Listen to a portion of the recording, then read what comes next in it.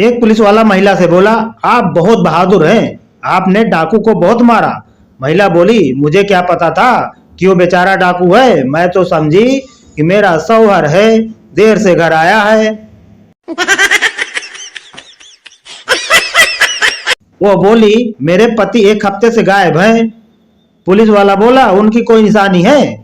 तो वो बोली, जी, ये चुन्नू 6 साल का और ये मुन्नू 4 साल का। मेरा दोस्त पूछ रहा था, कटप्पा ने बाहुबली को क्यों मारा? अब पुलिस मुझसे पूछ रही है, तुमने अपने दोस्त को क्यों मारा?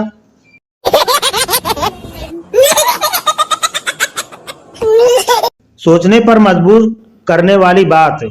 अगर 40% नंबर पाने वाला पुलिस अधिकारी बन जाता है और 80 नंबर पाने वाला रोजगार न मिलने के कारण चोर बन जाता है, तब आप सोचिए, क्या वो एसपी साहब कभी उस चोर को पकड़ पाएंगे जो उनसे ज्यादा दिमाग रखता है? जैसे केजरीवाल का कहना है कि दिल्ली पुलिस को हमारे हवाले कर दीजिए, हम सुधार देंगे, वैसे ही दिल्ली पुलिस का भी यही कहना है कि कुछ दिन के लिए केजरीवाल को हमारे हवाले कर दो, हम सुधार देंगे। चंकू, मंकू और पंकू तीनों मोटरसाइकिल पर कहीं जा रहे थे। रास्ते में ट्रैफिक पुलिस वाले ने रोक लिया। पुलिस वाला, क्या आपको पता नहीं है कि मोटरसाइकिल पर 3 की सवारी पर पाबंदी है? चंकू, पता है, इसीलिए तो एक को वापस छोड़ने जा रहे हैं। संता ट्रैफिक पुलिस के इंटरव्यू के लिए गया। इंटरव्यूअर, एक आदमी गधे की सवारी करता हुआ रोड से जा रहा है और उसने हेलमेट नहीं पहना है, तो क्या आप उसे दंडित करेंगे? संता बोला, नहीं। इंटरव्यूअर, क्यों? संता बोला, क्योंकि हेलमेट 2 व्हीलर के लिए जरूरी है, 4 व्हीलर के लिए नहीं।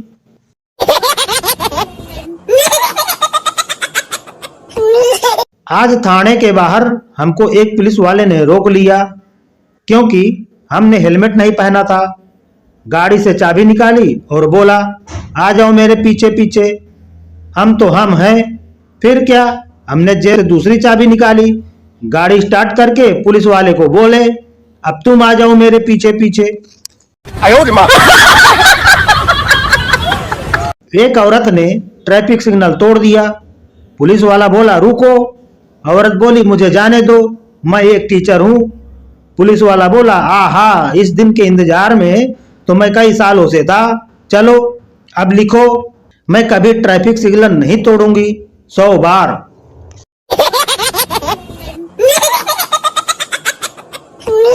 वकील, तुमने पुलिस ऑफिसर की जेब में जलती हुई माचिस क्यों रखी? चिरकुट, ए मुझे बोला कि जमानत करवाना हो तो पहले जेब गरम करो। पप्पू नेपाली से, तुम अमेरिकन हो? नेपाली, नहीं, मैं नेपाल का हूं। पप्पू, नहीं, तुम अमेरिकन हो। नेपाली, नहीं भाई, मैं नेपाल का हूं। पप्पू, नहीं, तुम अमेरिकन हो। नेपाली गुस्से में बोला, हाँ, मैं अमेरिकन हूं। पप्पू, लगते तो नेपाली जैसे हो।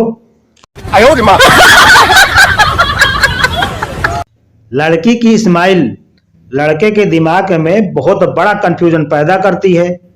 घंटों तक समझने में नहीं आता कि हंस के देख रही है या देख के हंस रही है।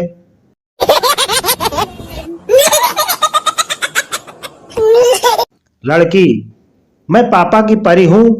लड़का, हाँ तो मैं भी पापा का पारा हूं। लड़की, पारा मतलब? लड़का, पापा जब भी मुझे देखते हैं उनका पारा गर्म हो जाता है। जब घर वाले मुझ पर गुस्सा करते हैं तो मैं सबसे पहले अपना मोबाइल साइड में रख देता हूं, कहीं छीन न ले। मास्टर टल्लू से, ऑपरेशन से पहले रोगी को बेहोश क्यों किया जाता है? टल्लू, अगर बेहोश नहीं किया और रोगी ऑपरेशन करना सीख गया तो डॉक्टरों को कौन पूछेगा? जवाब सुनकर मास्टर जी बेहोश।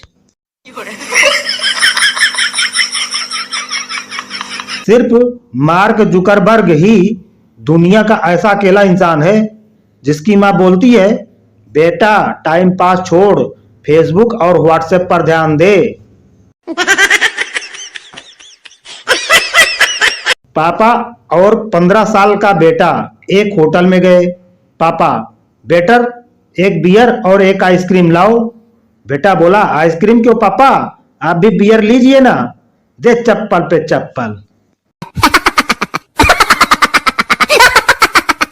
एक लड़का लड़की देखने गया, बहुत देर से सूसू रोक के रखे हुए था।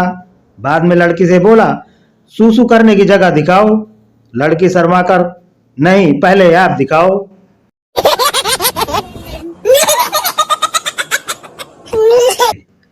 हवलदार, जनाब हमने शराब से भरा ट्रक पकड़ लिया है।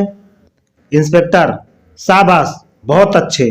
हवलदार, आगे क्या हुक्म है जनाब। इंस्पेक्टर, अब एक ट्रक सोडा और एक ट्रक नमकीन का भी पकड़ लो। सुरेश रमेश को रास्ते में दो बम मिले। सुरेश रमेश से बोला, चल पुलिस को देकर आते हैं। रमेश सुरेश से बोला, अगर कोई बम रास्ते में फट गया तो। सुरेश बोला, झूठ बोल देंगे कि एक ही मिला था।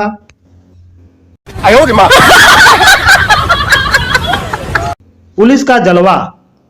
संता तालाब में नंगा नहा रहा था।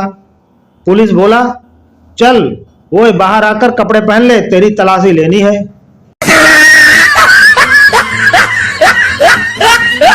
पुलिस, ओए तूने पपीते बेचने वाली को किस क्यों किया।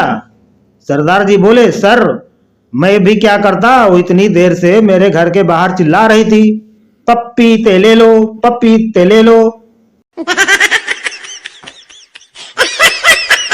सरदार अपनी बिल्ली से तंग आकर उसे दूर छोड़ आया। घर आया तो बिल्ली वापस आ चुकी थी। वो दूसरी बार छोड़कर आया और बिल्ली फिर से वापस आ गई। अब तीसरी बार वो उसे बहुत दूर जंगल में छोड़ने गया। वापस आते समय रास्ते में उसने अपनी बीवी को फोन किया और पूछा कि बिल्ली घर आ गई क्या। बीवी बोली, हाँ वो तो कब की आ गई। सरदार, उस कमीनी को भेज यहाँ, मैं रास्ता भूल गया हूँ। रूठे पति को मनाते हुए पत्नी बोली, गुस्सा छोड़ो और चलो खाना खा लो, आज पनीर की सब्जी और चावल बना है। पति और अधिक गुस्से से, हाँ पता है, मैंने ही तो बनाया है। ढाबे पर चाय पीते ट्रक ड्राइवर से किसी ने पूछा, भगत सिंह को जानते हो। ड्राइवर, नहीं। सुभाष चंद्र बोस को जानते हो। ड्राइवर, नहीं। खुदीराम को जानते हो। ड्राइवर, नहीं। चंद्रशेखर आजाद को तो जानते होंगे। ड्राइवर, नहीं। तो ट्रक के पीछे क्यों लिखाया, प्रणाम शहीदानु। ड्राइवर बोला, ये तो उनके लिए है जो ट्रक के नीचे आए थे।